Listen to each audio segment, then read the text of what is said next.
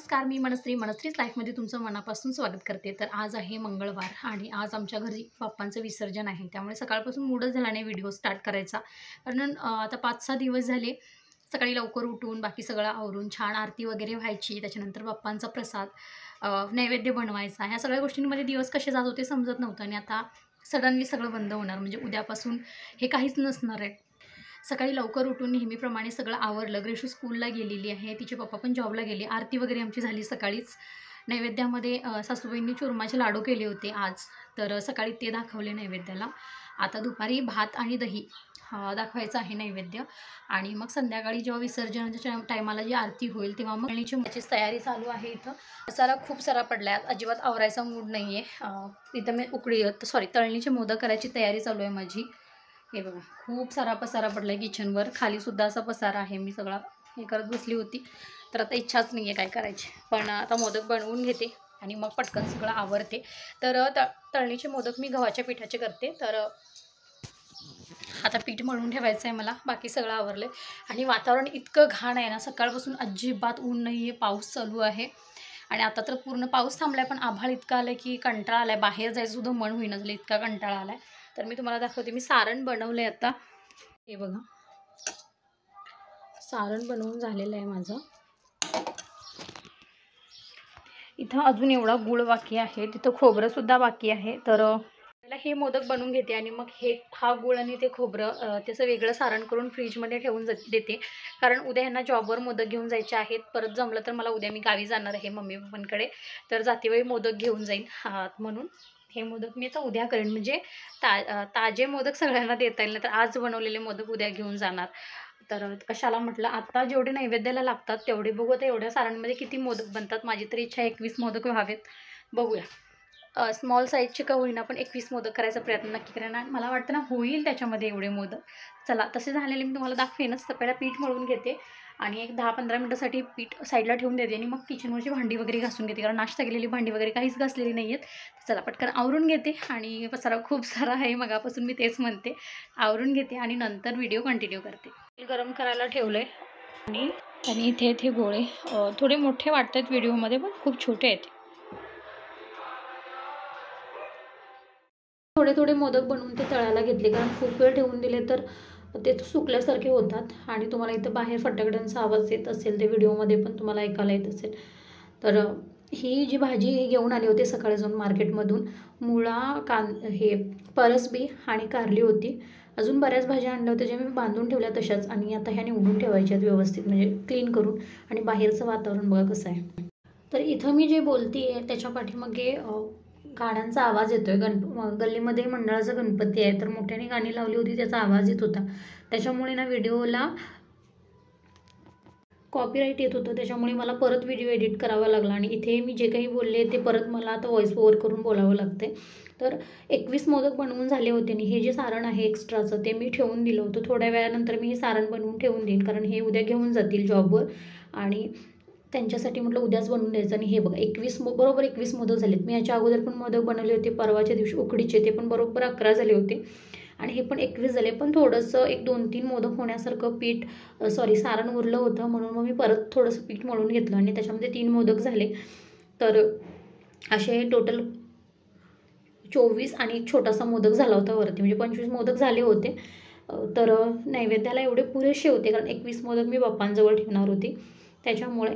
आणि हे करता करता केवढा वेळ झाला मला समजलंच नाही, आणि ग्रेशू यायचा पण टाईम होत आलेला, कारण 2:30 वाजत आलेले। माझं जेवण अजून नाही आहे, आता मला जेवणसुद्धा करायचं आहे, पण पहिला हे मी सगळं आवरून घेते म्हटलं, कारण जायची तयारी झाली की आता ग्रेशू आली की तिचं आवरावं लागेल, आणि मग त्याच्यामुळे पहिला हे सगळं आवरून घेतलं की बरं पडतं।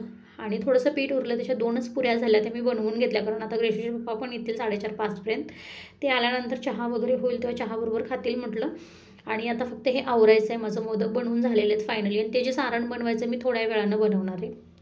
जर मला वेळ असेल ग्रेशू आल्यानंतर विसर्जनला, तर मी त्या वेळेमध्ये ते बनवून घेईन, कारण बाकी सगळी तयारी झाली, फक्त ड्रायफ्रूट्स कट करायचे आहेत। तर आता मी हे सगळं ठेवून देते व्यवस्थित, आणि पहिलं जेवण करून घेते, आणि मग बाकीचा सगळा पसारा आवरते। जमल्यास ते सारणसुद्धा बनवून ठेवते, म्हणजे नंतर मला इझी पडेल। आणि आज आम्हाला गणपती बघायला जायचं होतं, मोठे गणपती सिटीमध्ये, पण मला वाटत नाही ते पॉसिबल होईल, कारण पाऊस पण चालू झाला आहे, आणि हे पण आल्यानंतर लगेच विसर्जन करून मे बी जाणार आहेत परत जॉबला. बघू कसं काय काय, तसं तुम्हाला पुढे व्हिडिओमध्ये समजेलच.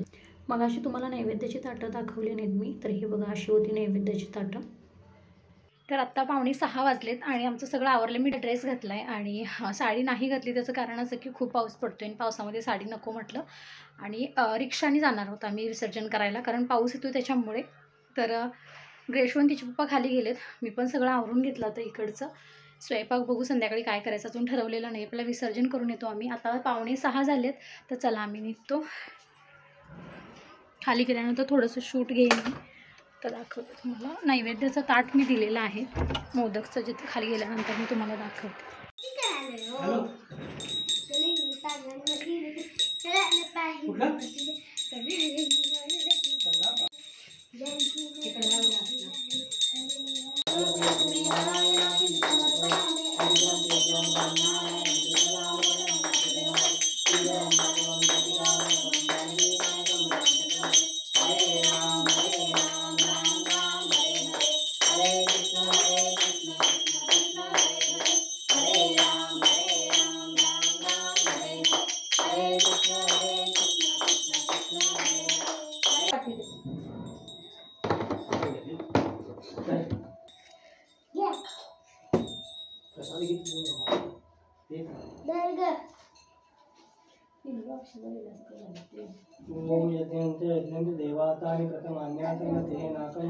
गणपती बाप्पा मोरया, मंगलमूर्ती मोरया.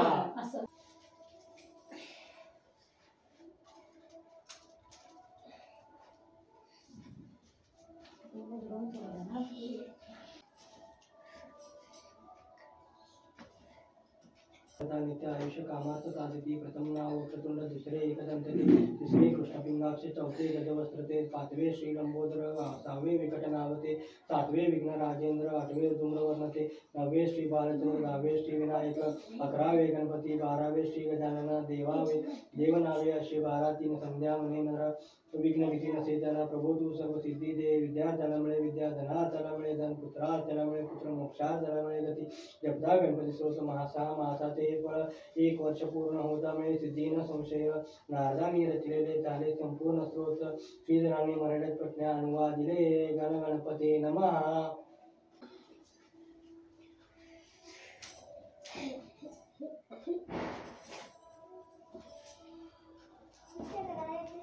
बाप्पा मोरया, गणपती बाप्पा मोरया, गणपती बाप्पा मोरया, गणपती बाप्पा मोरया, मंगलमूर्ती मोरया. सोड बा.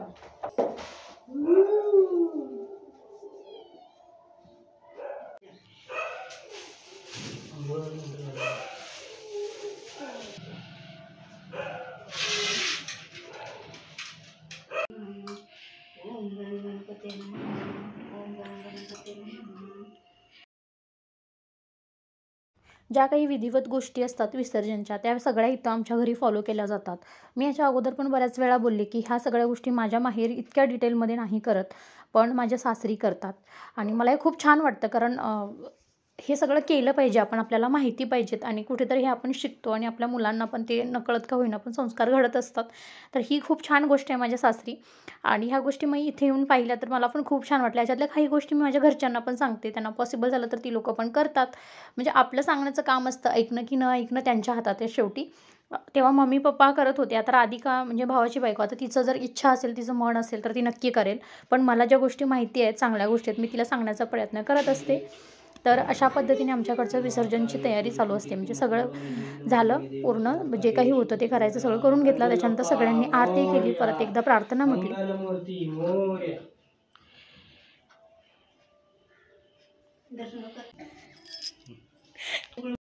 इथं माझी ग्रेशू सगळ्या गोष्टींसाठी तिला तिची मम्मा पाहिजे असते. कुठलंही काम करायचं असेल तर मम्मा ये असं सारखं तिचं चालू असतं. त्याच्यावरूनच थोडीशी मस्ती करत होते घरातले सर्वजण.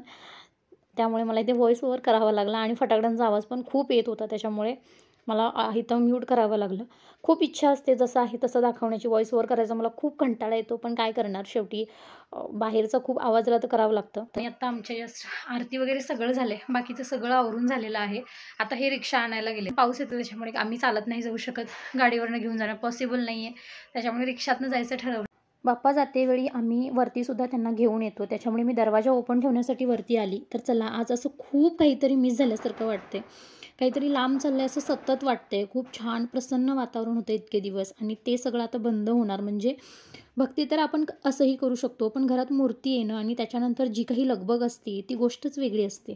थोडं मिस करणार आम्ही ह्या सगळ्या गोष्टी, पण काही हरकत नाही. पुढच्या वर्षी परत बाप्पा येणार, परत सगळं जोमाने करू आणि त्यांचं छान वेलकम करू. तर आता मी खाली जाते आणि बघू हे आले की त्याच्यानंतर आम्ही वरती मूर्ती घेऊन येताना मी थोडंसं इथे पण शूट घेते आणि तुम्हाला तसं दाखवते. तर आता बाप्पांना खाली ठेवलं आहे, तर कसं दिसते बघा डेकोरेशन, त्याला काही अर्थच नाही असं वाटते, खूप वाईट वाटते. इथं गणपती बाप्पा मोर याच्या गजरामध्ये सगळ्या गोष्टी छान चालल्या होत्या, पण व्हॉईस ओव्हर इतक्यासाठी द्यावा लागतोय की गाणी मोठ्याने चालू होती, त्याच्यामुळे मला कुठल्याच गोष्टीला आहे तसं दाखवता आलं नाही. खूप वाईट वाटते, पण इथे खरं तर खूप छान वाटते. आणि इथे ग्रेशू ना माझी, ती खूप एक्सायटेड असते सगळ्या गोष्टींसाठी. तर इथे सासूबाई तिला काहीतरी म्हणत होते आणि त्या गोष्टीवरनं थोडंसं हसणं चालू होतं. इतकं वाईट वाटतं आता बाप्पा जात आहेत तर. आणि हे ना आम्ही सुरुवातीला करत नव्हतो, पण गेली 4-5 वर्षात हे सगळं करतोय, तांदळाचं माप वगैरे ओलांडणं. आणि मग त्याच्यानंतर बाप्पांना घेऊन आम्ही वरती जातो. तर वरती गेल्यानंतर पण घरभर बाप्पांना फिरवतो आणि मग त्याच्यानंतर आम्ही विसर्जनला घेऊन जातो. हे सगळं करताना अजिबात चांगलं वाटत नाही आहे, कारण बाप्पा येताना एक वेगळा उत्साह असतो, वेगळा आनंद असतो. आणि आता जातेवेळी तितकंच वाईट वाटत असतं, खूप वाईट वाटते. सतत असं घरातली कोणीतरी व्यक्ती जाते असं फील होते, पण काय करणार, जो निसर्गाचा नियम आहे तो आपल्याला पाळलाच पाहिजे. आणि आमच्याकडे गौरी गणपती असतात, तर हे आमचं मंगळवारी विसर्जन होतं आणि रिक्षामधून मी, पिल्लू आणि ते जातो. सासूबाई घरातच राहतात, घरात पण कोणीतरी राहणं गरजेचं आहे. तर सध्या पाऊस पडतोय, त्याच्यामुळे रस्त्यांची अवस्था विचारू नका, इतकी खराब झाली. मेन रोडला तर एवढं ट्रॅफिक होतं पुढे. तुम्हाला थोडंफार मी दाखवण्याचा नक्की प्रयत्न करेन या व्हिडिओमध्ये.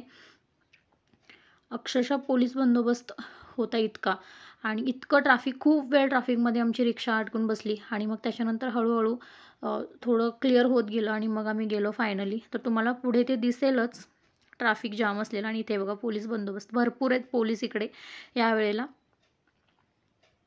आणि इथे महादेवचं मंदिर आहे गावातील मोठं, आणि त्याला लागूनच नदी आहे बाजूलाच. पण आम्ही इथे विसर्जन केलो नाही, त्याच्यापेक्षा जरासं पुढे गेलो आणि तिकडे विसर्जन केलो. पुढे तुम्हाला तसं दिसेलच आहे बघा, इथे विसर्जन चालू आहे, लोक विसर्जन करतात. पण एवढ्यावरून बाप्पांना अक्षरशः फेकावं लागतं आहे, कारण खूप अंतर आहे ना पाण्यापासून ह्या ब्रिजचं, तर मग वरून फेकावं लागतं, त्याच्यामुळे नको वाटलं. आता आम्ही जिथे जाणार आहे तिथे पण एकदम असं पाण्यात उतरून आम्हाला व्यवस्थित विसर्जन करता येत नाही, पण ते डिस्टन्स कमी आहे, अगदी हातभर एवढं डिस्टन्स आहे. तर तेवढ्या डिस्टन्सला आपण बाप्पांना आरामात विसर्जन करू शकतो. म्हणून मग आम्ही इथे जायला निघालो. आणि इथे गेल्यानंतर जे काही करायचं असतं विसर्जनच्या टायमाला ते सगळं आम्ही व्यवस्थित केलं. गर्दी बघा किती आहे, खूप सारी गर्दी, अंधार होत आला आहे आता, जवळजवळ 6:45 होत आलेत. त्याच्यानंतर आम्ही आरती केली, कापूर वगैरे दाखवून, एकच आरती म्हटलो आम्ही, आणि मग विसर्जन केलं.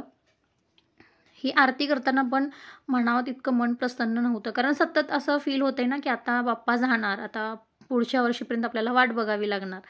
हा आनंद, हा उत्साह, हा माहोल खूप वेगळा असतो. हे प्रत्येकजण रिलेट करू शकेल माझ्या या व्हिडिओला किंवा माझ्या ह्या बोलण्याला. आरती वगैरे झाली, त्याच्यानंतर बाप्पांचं विसर्जन केलं आम्ही व्यवस्थित. आणि मग प्रसाद वगैरे घेऊन गेलो होतो, मोदक वगैरे, ते तिथं सगळ्यांना मी वाटले. आणि मग त्याच्यानंतर बाप्पांचं विसर्जन झालं, तसं तुम्हाला पुढे दिसेलच.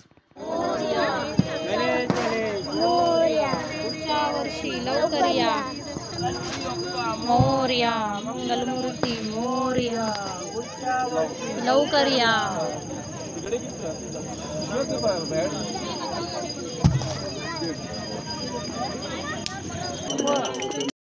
विसर्जन झाल्यानंतर आम्ही घरी यायला निघालो. अंधार झाला होता, पण विसर्जन आमचं टायमात झालं. 7:15ला आम्ही घरी पोचलो. घरी आल्यानंतर हे गेले परत. हे आमच्या गल्लीतलं सार्वजनिक गणपतीचं डेकोरेशन आहे. घरी आल्यानंतर रात्री यांनी ग्रीशूसाठी हे आणलं होतं. तर असा होता आजचा दिवस. बाय.